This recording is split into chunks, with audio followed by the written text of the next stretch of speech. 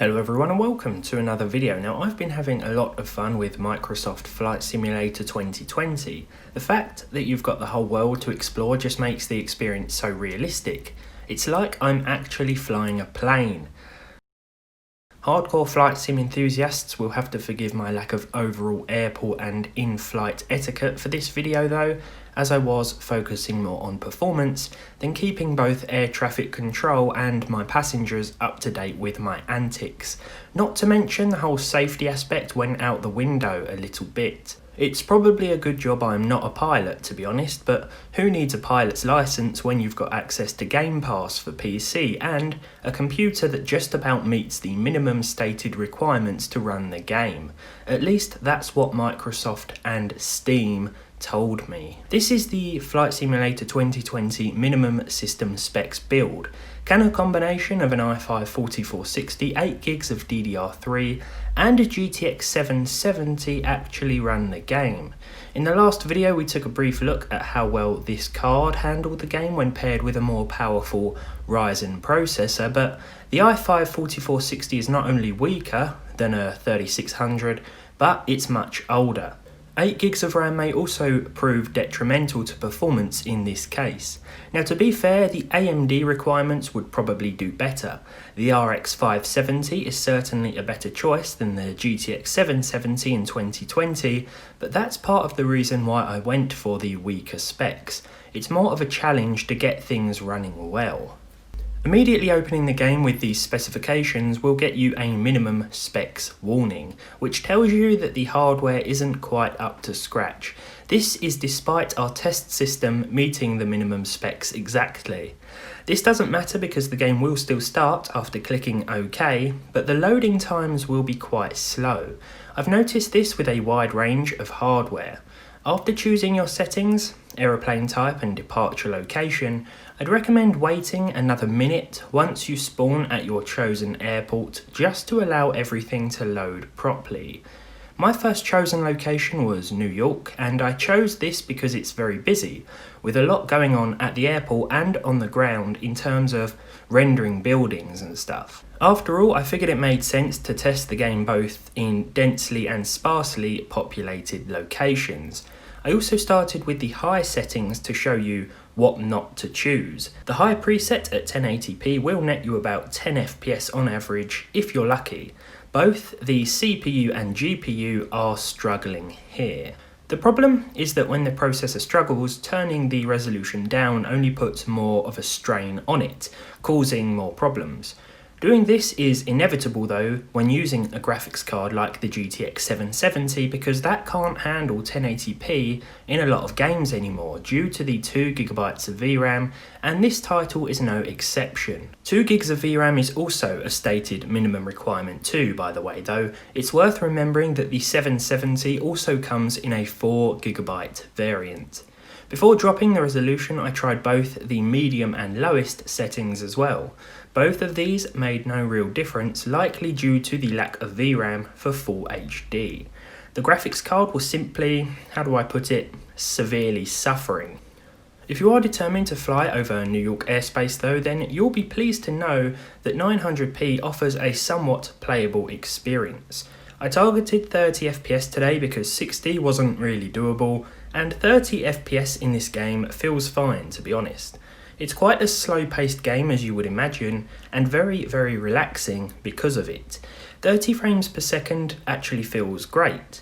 There will still be some hefty frame dips here and there though, particularly as you change direction and a set of new buildings start to make themselves known.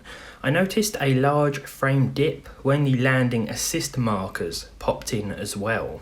These frame dips will also be noticeable at 720p because the load is once again increased on the processor, and with 4 cores and no hyperthreading, it does suffer a little bit. As you can see, at this resolution our graphics card is only being pushed to around 50% utilization, though the VRAM and system memory do still prove limiting as well. So while you will be getting over 30 FPS with the game's minimum requirements a lot of the time, be aware that in busier town or city areas some big frame drops may occur, or I should say will occur. This may of course be improved in later patches, and I can confirm the same thing happened with the photogrammetry setting off too, if that's how you pronounce it. I could still play it with these specs though. The dips don't feel game breaking here as they would in a fast paced action title, for example. But what about less populated areas? I switched back to 900p and took an Airbus A320 out for a spin. I can't quite remember the airport name here, but I was somewhere near Italy and my flight path took me out over some beautiful blue waters. In this case, the game ran very well with the low preset and still looked okay.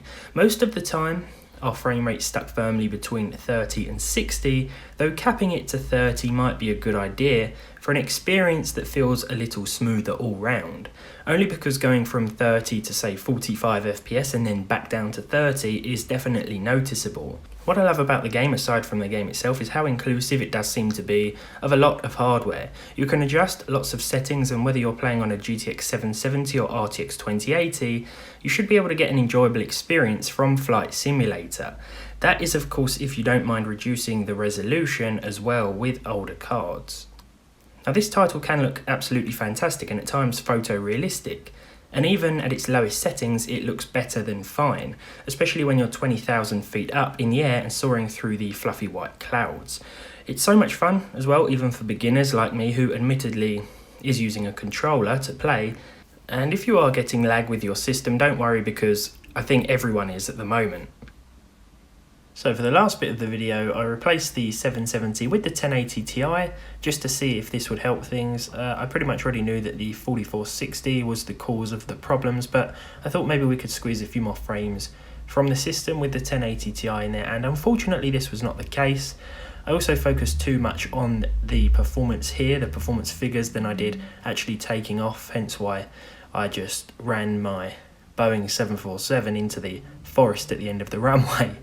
So there we go. Microsoft Flight Simulator on the minimum system requirements will run at lower settings and resolutions, but it's not an ideal experience. You may be able to get 30 FPS out of it in some instances, but there might be a few stutters here and there.